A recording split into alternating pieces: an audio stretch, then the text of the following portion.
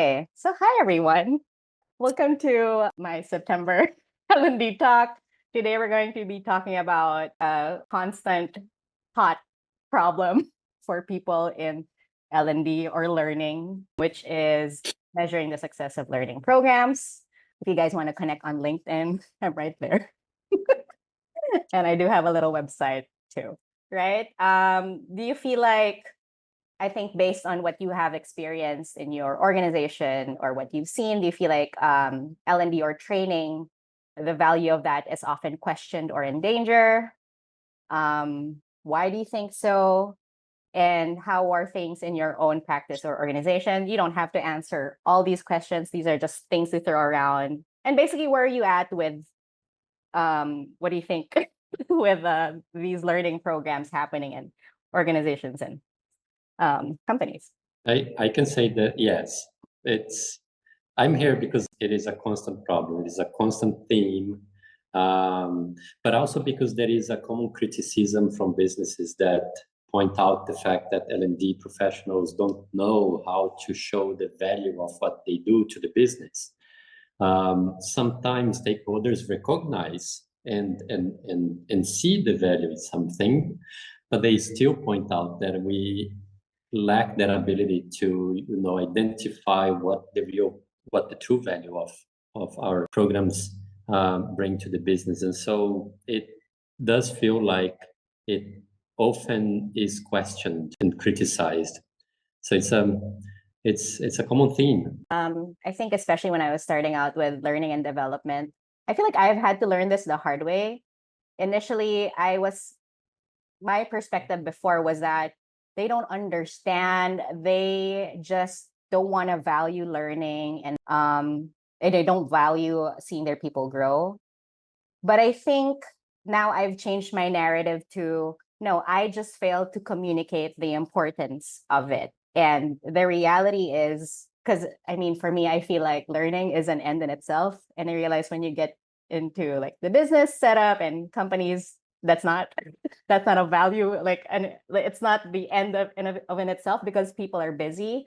I think in principle, people do want to learn, but also the reality is they're busy, right? Like they don't have time to train. They have all these targets that they need to meet, and their managers, they also need to make sure that they're aligned and then perform well. So all that is to say, I agree. I think we do fail as learning practitioners. We fail to communicate that. But I also think a part of me is thinking maybe we also don't know how. Because I think when you're in like more on education, the learning organization, you're more of, but they're like you see it, right? Especially if you're there facilitating it, you can see the progress, but those things do not, I guess, equate to numbers, right? They're not like ching ching, they're not like dollar signs, right? Like the aha moments aren't really like concrete enough, and it takes a while for it to show. So yeah, I do agree with there. Julian, how about you? What do you think? Where do you think? Yeah, so I think John had a very informed answer. When it comes to my experience, I would say echo something similar. I think that while learning and development may exist at an organization, and if it Mm, does exist, that's already a great start because not every organization provides something like that. But even the ones that do provide it don't necessarily have the most robust programs or mm, plans built out for the employees. And then, yeah. once learning and development is included or involved, whether it's for training, whether it's for some sort of, addressing an issue or a challenge that the employee is having, once it's addressed, it kind of ends there and it doesn't continue. There is nothing, to ensure that behavior or that change actually remains. So learning and development's involvement is usually pretty brief. And then the Mhm. relationship with them, in my experience, ends Yeah. after, whatever it is addressed. Yeah. Absolutely. Um, all right. Thanks, guys. So I guess we are falling short in that area.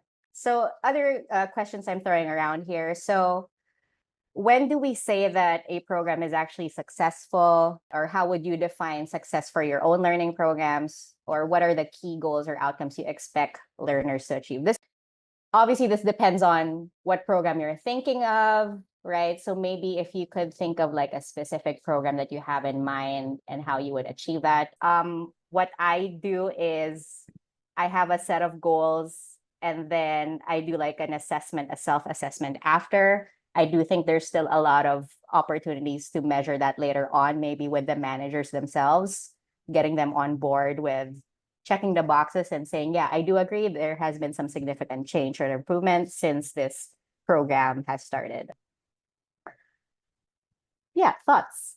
I think of the impact on performance when I look at the success of a program like before starting, what is the program that we want to address, and have that reflection, that conversation with the people involved, what their struggles are, and then after they go through the program, understanding has their performance improved in one way or another. So and are we able to see changes in their metrics or in their performance metrics?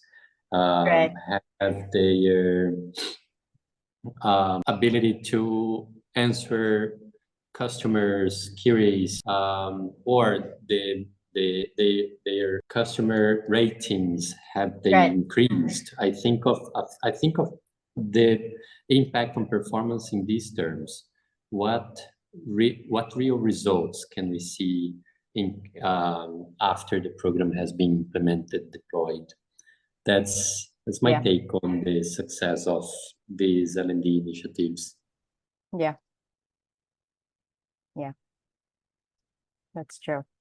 Yeah, so I don't really have any experience when it comes to, defining or creating metrics for learning programs. But just generally speaking, usually you want to get a mix of attainable targets and goals that you want to hit, and then more challenging stretch targets that are going to make you work and really get out of your comfort zone to hit.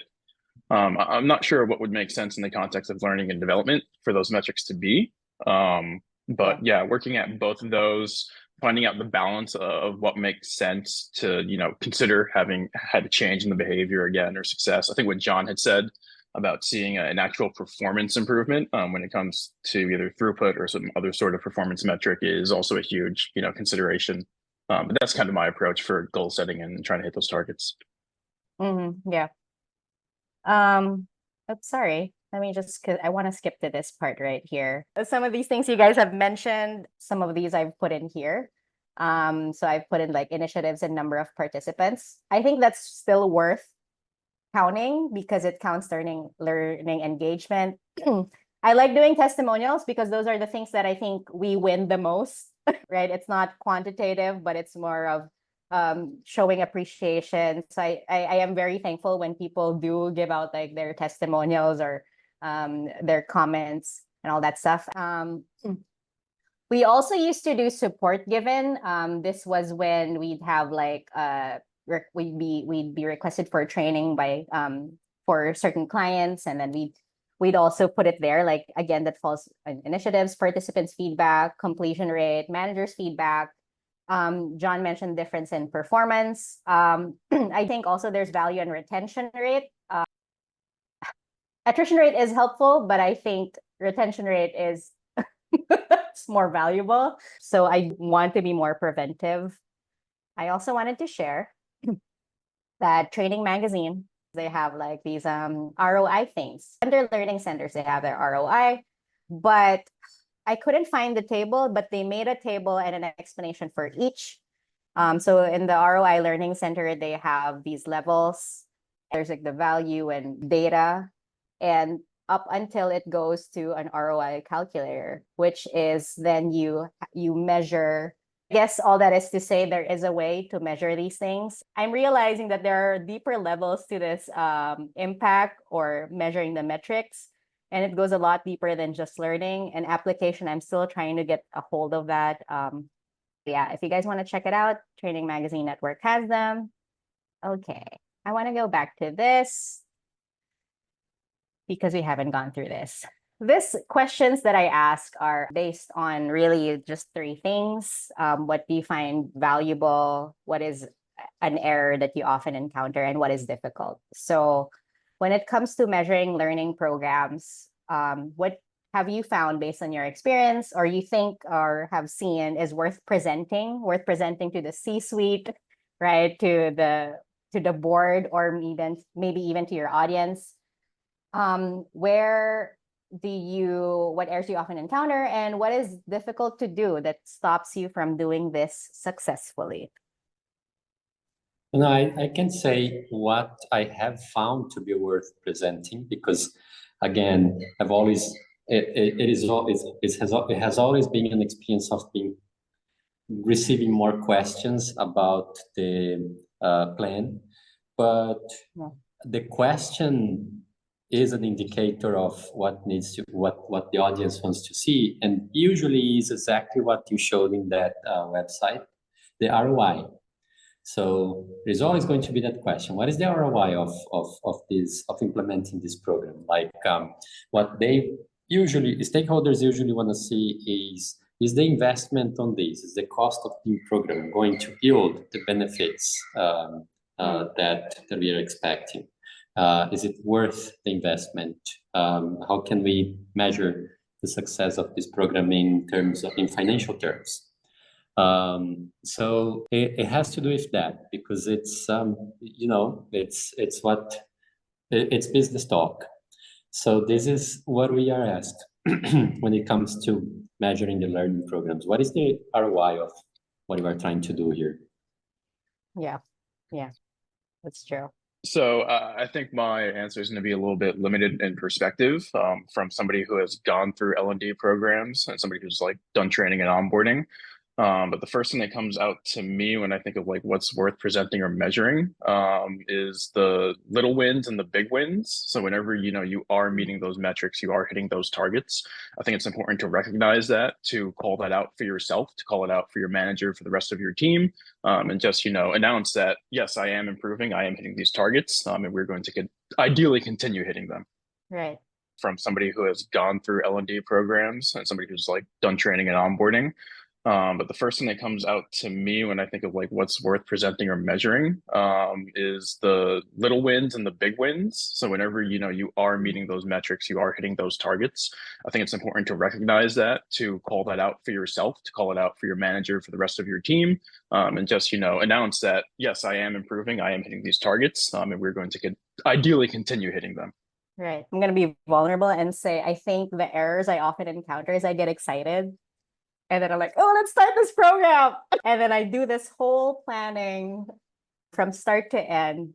And then I realize that when I have created the program, because I get really excited right away, I'm like, oh, I didn't do like any measure of before and after. So I think that's, for me, I often just get overly excited and just want to get it done, or want to start the program, especially when I feel like there's something we need to correct here. And then you realize it's also not the priority of managers and operations right now, even though you think it is. So I think that's the other thing, like just getting them on the same page, or even understanding further how they could see this as successful afterwards. So that's me. Oh, look at us wrapping up. Well, guys, any other thoughts, questions, or comments? I was throwing out questions here. How about on your side? Do you have anything else you want to add before I conclude? I have a question. How do you balance what I had said earlier, making a mix of attainable goals and targets and metrics, and then also including, some stretch, reach, or more challenging targets and metrics? Oh my goodness, that's a good question. You're asking how do I balance? Mm-hmm. Or just how would you approach, you're organizing some sort of L&D plan, and if you were to mix the two, or maybe you don't mix the two, Yeah. I'm thinking in terms of right now, I am developing this leadership program in my current organization. What I did was, or what I'm doing with this current one, is we ask the managers themselves, like our target audience. Mhm. I just asked them 3 questions. Actually, I asked them 3 questions because the one that is thrown at me right now is, could you create a manager's program or a leadership program?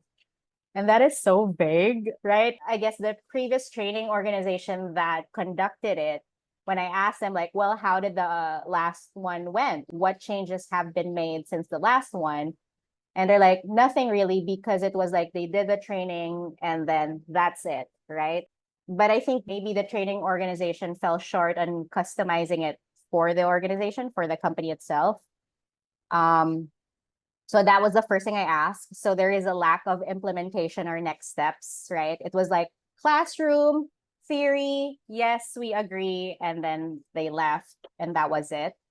But to answer your question, Julian, what I did was for this upcoming leadership program or managers program that I'm building is that I just asked them 3 questions, which is like, what is it that you find most valuable or worth your time as a manager, right? What error do you often encounter when you're like leading your team? And what is a difficulty that is hindering you from being successful in your role? And I just wanted to ask these 3 questions because first, managers don't have all the time to answer all the questions, right? Second is what I learned was like these 3 things, value, error, difficulty. I learned that from my previous boss on like creating micro learning programs, which is the must learns. The must learns are always either something of value, very valuable to them. It's either an error, right? Because that's why people train, because they make an error on something and that is difficult to do. So I figured if I just focus on these 3 things and I hear it from them, then they would find it relevant to take this program. And then to answer your question on, so that's me balancing, like making sure that I don't dictate what they need to learn, but rather I get that response from them. And I'm also careful not to use the word, what training do you need? What do you want to learn? Because what I've often found is when people say this is what they need to learn, what training, I guess when they hear these buzzwords, it's often not, unless the person is very sure of himself or herself, but it's often not also what it is that they need at that time, right? Like I could say like, oh, I need to learn Spanish, but I don't really need to learn Spanish in my job, right? That is definitely a desire that I want to do. And then how do I stretch it out? Right now, I'm also in the move of making I want to say like a cultural change. So I am planning on proposing like some changes in the organization amongst as to how the leaders should conduct themselves. So I'm saying this and it's very fresh because I'm still like in the process of it.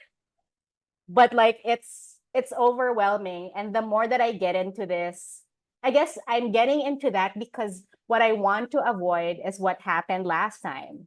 Like the company paid this amount of money for this training professionals to come in and do the training.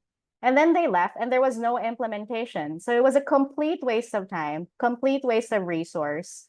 So that's what I want to be able to do. I don't want it to just be inside the classroom, right? I think if you want to create a long-term impact, there's definitely a cultural change that you need to do in the organization. And I'm in a good place right now that I guess I'm given the opportunity to communicate this to the leaders. Thankfully, that's the project I'm given because the leaders do make an impact in dictating the culture of the company, right? So that's where I don't know if I've answered your question.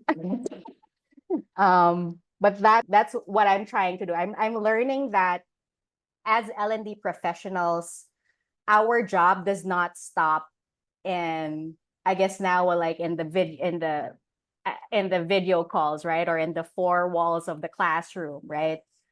It doesn't stop there. Like you have to constantly engage and you have to create that influence and hopefully have people network or like build that influence with you. And I think because we're so caught up with like, we want to make an impact on learning, right? This company should be a learning organization, but they're not. Right? The company is a sales organization. They're here to drive business and all that stuff. So I've had to learn to not just be like, well, that's not my problem anymore. We've done our training. What I'm learning is no, we also have to take charge of the implementation and the influence of the culture. Like that is, I think, if we get into that space and let the board or the C-suite understand that that's where we're driving at, then I think we would create a much bigger impact in the long run. That was very insightful. I appreciate Oh, that. thanks, Julian. Oh, John, anything you want to add there? No, I want to ask, how do you repair the impressions that you create when after the program you realize that what you offered didn't yield the results that were expected? Let's say you said, this is how you're going to measure success of this program, and then after a while, after the program is implemented, the results weren't what are offered. How do you repair that? Oh my goodness, that's such a good question. So you're saying that how do you repair if my claim does not match? Like it turns out that my claims were not there, right? So obviously there's no turning back. It has happened, right? It's blown over. So okay. I want to say that if I want to repair it, then I have to be honest with my reporting, right?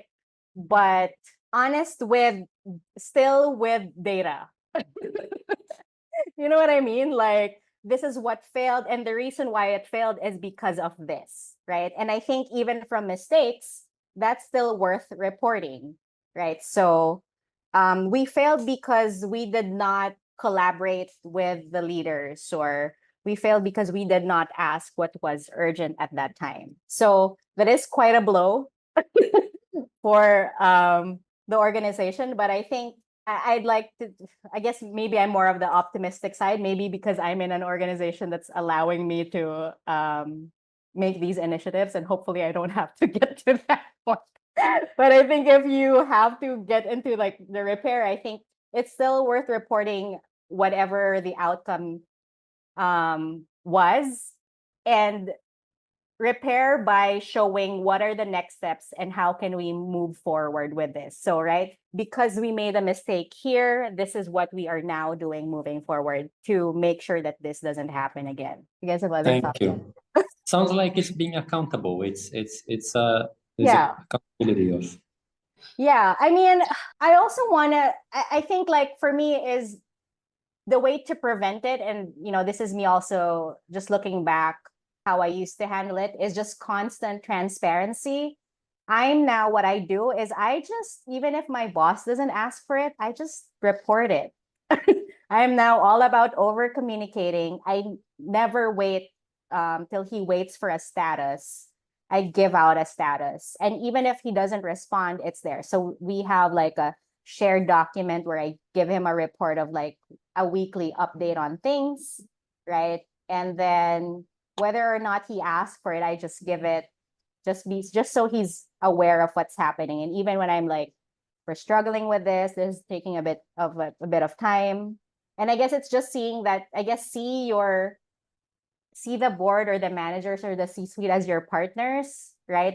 You don't constantly have to be you don't have to look at them as dragons. Or maybe you can, but work with the dragons. Don't slay the dragons. Work with the dragons. Yeah. Thanks. That's cool. All right, because I'm a little bit of a bookie, and I'm just dramatic this way. I want to leave off with a quote.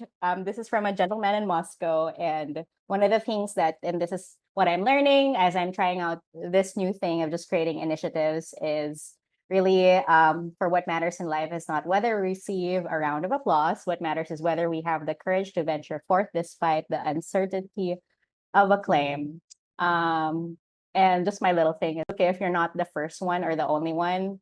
I used to be so bothered by that. Like, there are thousands of other people doing this. I'm not unique in this endeavor or whatever, but I realized that, just be the one to do it. Doesn't matter. Yeah. So add me up, guys. This is I have a WhatsApp community. We'll see. And then if nothing else, thank you for today. I'm going to stop recording as well. Thanks for coming in.